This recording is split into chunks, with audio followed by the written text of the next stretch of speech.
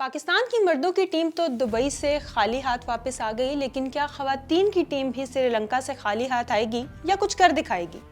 یہ وہ سوال ہے جس کے جواب کا پاکستانی کرکٹ شائقین کو بے صبری سے انتظار ہے۔ پاکستان میں خواتین کی کرکٹ کی تاریخ زیادہ تابناک نہیں ہے۔ اس نے اب تک 217 ایک روزہ میچ کھیلے، جن میں سے صرف 65 جیتے، اور اب تک انڈیا، انگلینڈ، آسٹریلیا اور نیوزی لینڈ کو شکست نہیں دے پائی۔ اس سے پہلے 12 ورلڈ کپ ہو چکے ہیں، جن میں سے 7 بار آسٹریلیا یہ تاج اپنے سر پر سجا چکا ہے اور اس بار دفاعی چیمپئن بھی ہے۔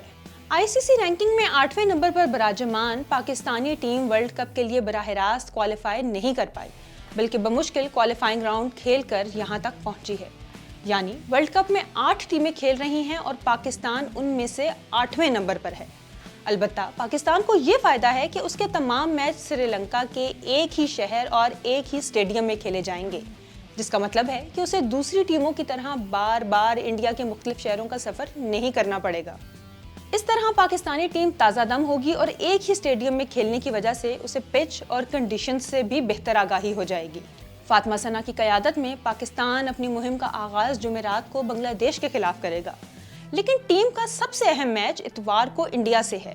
انڈیا کی مردوں کی ٹیم نے جس طرح پاکستانی مردوں کو مسلسل شکست دی ہے، اس نے پاکستانی کرکٹ شائقین کو سخت مایوس کیا ہے۔ دوسری طرف خواتین کی ٹیم سے بھی انڈیا کے خلاف کوئی بڑی توقعات نہیں ہیں، کیونکہ وہ آج تک انڈیا سے کوئی میچ نہیں جیت سکیں۔